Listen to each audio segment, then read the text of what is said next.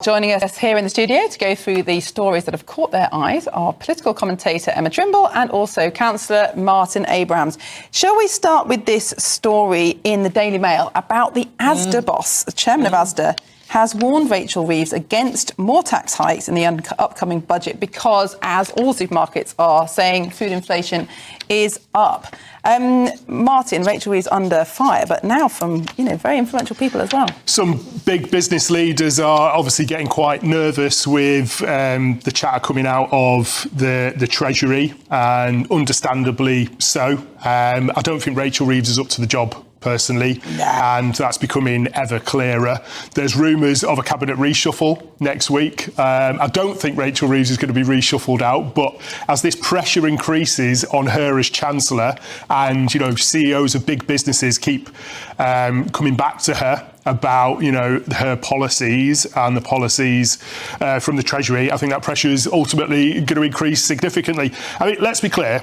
Rachel Reeves has been delivered, a really bad hand from 15 years of Conservative government, OK? The austerity that the Conservatives implemented, kind of destroyed the social fabric of this country. So can I just come back to that? Because let's be honest, they were when the Conservatives came in, that was after we'd had the subprime fiasco and the big sort of global markets and everything. So after that, and that was under a Labour government, so they then had put in place the austerity. So if we go further back, we start with that. Well, if we go back to 2010 when David Cameron came in and George Osborne, the economic conditions then were some of the most ideal conditions for investment in this country. The cost of borrowing, borrowing was basically zero.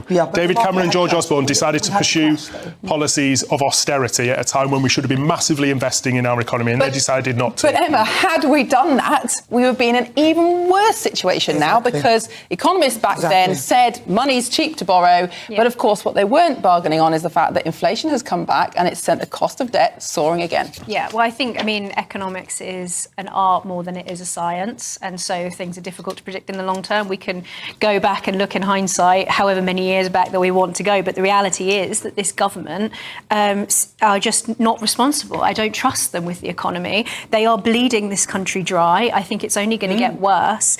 And what's interesting is that we've seen people now coming out and criticising the government that you might not expect. I mean, this case of the Asda boss is one example of that. But of course, there's another story that's in the news today is this whole saga over Angela Rayner and her second house. Kirsty Allsop was one of the people who's come out and criticised her for that, and Labour for increasing taxes for everyone else, but people like Angela Rayner seemingly wanting to dodge paying her own. To be fair, she hasn't dodged anything, really. It's speculation. She has used, it's more avoidance, isn't it? She's used the way, the rules to suit how she should behave. But I think there is a moral, there's a moral element to this. I think the point that I'm trying to make, though, is that people are seeing that this government are bleeding the country dry. And I think more and more people, unexpected people in high-profile positions, are themselves starting to get sick of this and are starting to express their concern. Well, the Asda boss was a big Labour supporter, as were you, though, weren't you? Didn't you resign from the Labour Party only the other day? Well, it is quite a poignant day for me, Nana, because after best part of 20 years membership of the Labour Party, I decided to resign from the Labour Party yesterday. So it's a new dawn for me, waking up this morning as an independent councillor for Lambeth. I mean, the reasons are manifold. I mean, What's the biggest reason? I have been critical of Keir Starmer since he was elected Labour Party leader 5 years ago. He was elected on a manifesto on 10 pledges that basically were continuity Corbynism. He lied to the Labour Party membership to get elected as Labour Party leader. And as soon as he did that, my hackles were up, and I've been warning against Keir Starmer ever since when you say that point. What specifically do you mean? Well, he had a manifesto of 10 pledges that were about implementing wealth taxes, for example, renationalising things like water, electricity, having a humane migrant rights policy. He has reneged on every single one of those pledges.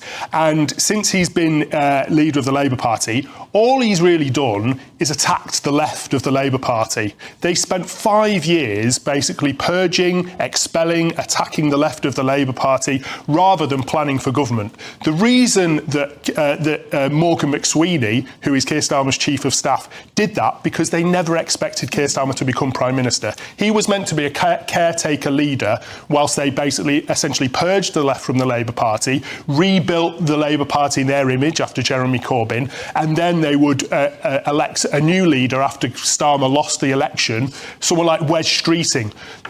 Strangely, Keir Starmer won the election. They weren't prepared for that. So they've come into government without any plan whatsoever. But he would say that he came in and the circumstances that he inherited were more different than... I mean, they identified a £22 billion black hole they said they hadn't seen before, and there were all different elements that perhaps were not obvious to them at the time they made those pledges. I've already said, after 15 years of Conservatives, the conditions have been really difficult for anyone to come in. But if you mould yourself as a Labour leader that is going to implement essentially democratic socialist policies, which the Labour Party was born out of, let's not forget that. I know Keir Starmer has changed it beyond recognition, but the Labour Party is meant to be a democratic socialist party that stands up for workers, the working class. Say about Angela Rayner then, because she appears to have avoided paying the largest portion of the stamp duty.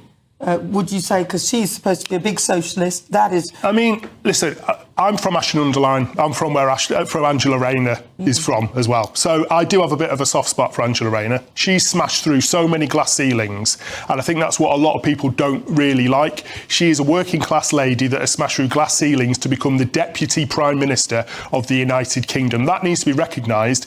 But for us on the left of the Labour Party, Angela Rayner has burnt so many bridges, because in order to get there, she has had to basically walk over quite a lot of people as well.